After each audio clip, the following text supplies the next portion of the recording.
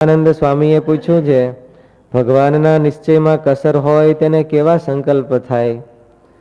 પછી શ્રીજી મહારાજ બોલ્યા છે, જેને નિશ્ચયમાં કસર હોય તેને જ્યારે ભગવાન નિશ્ચયનું પ્રકરણ હાલે છે મહારાજ પાસે. મહારાજ વચનામૃતમાં લગભગ ક્યારેક ક્યારેક હોય દરજ કરતા હોય તો આખું પ્રકરણ હાલતું હોય એવું.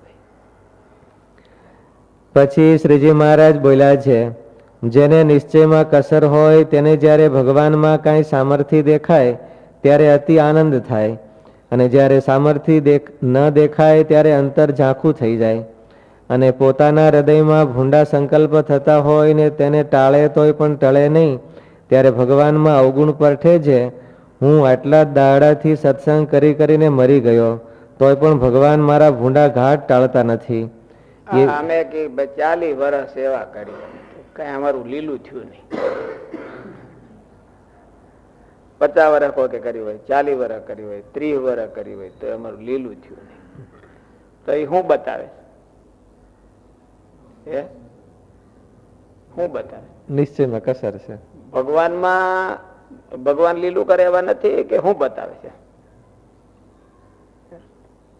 એને એવું કઈ કર્યું નથી. લીલું થાય એવું કઈ કર્યું નથી. લીલું થાય એવું કર્યું નથી. નિશ્ચય એને નથી ભગવાન. ભગવાન જેવા છે એવા એને ઓળખ્યા નથી. હકીકતમાં તો એનું કામ, ભગવાનનું કાર્ય જ એને ઓળખ્યું નથી કે ભગવાનનું કાર્ય શું કરવાનું હોય. અને એને પેલા ગીંગાની ગોળીઓની ઘોડે નાકમાં ચડાવી ને એની સુગંધ લીધી. ભગવાનના કાર્યની તો ફ્રેગ્રન્સ એને આવી જ નથી. એટલે એમ કેમ કે મને ગુલાબની સુગંધ આવી એમ એવું કીધું કેવી રીતે કે એનું ગંધાય છે એ હોતે એવું એમ થાય. એટલે ભગવાનને ઓળખવા માટે તો એને એના મનનું ધાર્યું છે એ મૂકે, અને ભગવાનમાં જિજ્ઞાસા થવી જોઈએ કે ભગવાન શું કહેવા માંગે છે, ભગવાન શું કરાવવા માંગે છે. એમ થાય તો ક્યાંક માલી પણ કદડો જાય ને, નકર તો પછી બધા વસો કરતા હોય કે ભાઈ અમે તો આટલા વર્ષ સેવા કરી, બોલો કે મેં આટલા વર્ષ નીમ પાડ્યા, બોલો કે મેં આમ થયું, તો એ કઈ મારી પછી કદડો ગયો નહીં. એ મારે કે કસર શેની છે? કસર છે તો પોતાની, પણ નાખે છે મહારાજ ઉપર કે મહારાજે મારું કઈ કર્યું નહીં, મહારાજે મારું કઈ કર્યું નહીં. તો મહારાજ નહીં કરતા હોય કે એને મહારાજ નું કઈ કર્યું નહીં. આપણે અહીંયા મહારાજ આપવું કામ કરે એટલા માટે આવીએ છીએ કે મહારાજ નું કઈક કરવા આવીએ છીએ. શું કરી આપણે મહારાજ? તમે ભાઈ સાધુ થયા તો શું કરવા આવ્યા? મહારાજ પાસે કઈ લેવા કે આવ્યા કે દેવા આવ્યા? કઈ શું કરવા આવ્યા તમે? હમણાં તાજા હો એટલે આને બધું ભૂલાઈ ગયું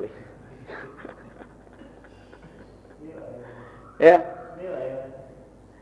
સેવા દેવા આવ્યા છો કે સેવા લેવા? તાજે તાજા ને ખબર હોય, આને પછી જે સમય તો ભૂલાઈ ગયું છે.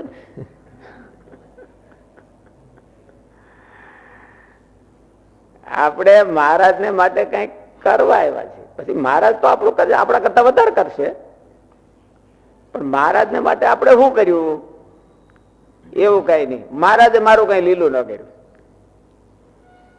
મહારાજ ને તો કોઈ એમ ન કે, પણ સાધુઓને કે મારું કઈ કીધું ને કેટલા વર્ષ ત્યાં એની સેવા કરી છે, પણ કઈ અમારું લીલું કર્યું નહીં.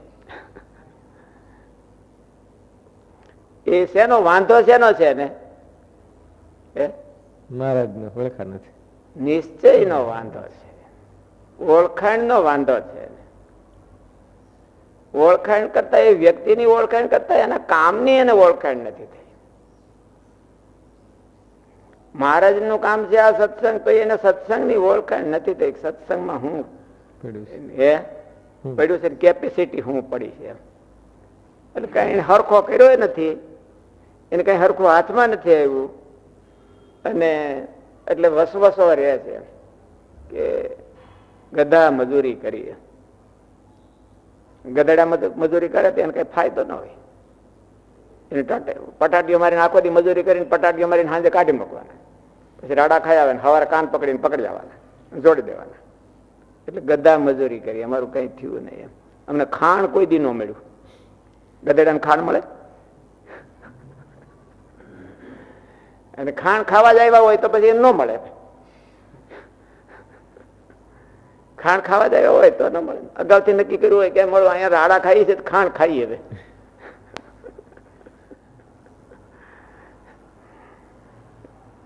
એટલે છોકરાના ઘરવાળાના પટાડિયા ખાઈ છે તો કે હવે આ પટાડિયા બંધ થાય ને ખાણ મળે આપણને, તો પછી પટાડિયા જ મળે. એવું થાય. મહારાજ કે નિશ્ચયની ખામી છે. એને નિશ્ચય કર્યો એમાં ખામી છે. અને વાંક તો ભગવાન નો આપે છે. એને એમ થાય ભગવાને મારું કઈ મારા સંકલ્પ કેમ ટાળ્યા નહીં, એવું આવ્યું ને. શું આવ્યું વાંચો તો.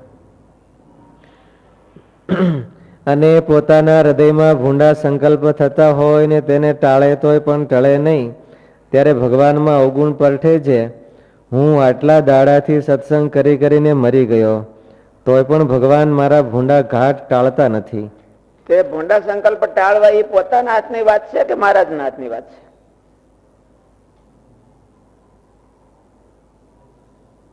વિચારવા જેવું છે.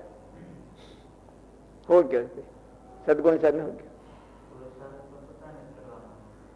પણ ટળે તો મહારાજથી ટાળે, મહારાજથી ટળે કે પોતાને ટળે? સંકલ્પ ને ટાળે તો પણ ગમે છે, બધા ટાળી જ નાખે ને. એ તો ભગવાન થી ટળે.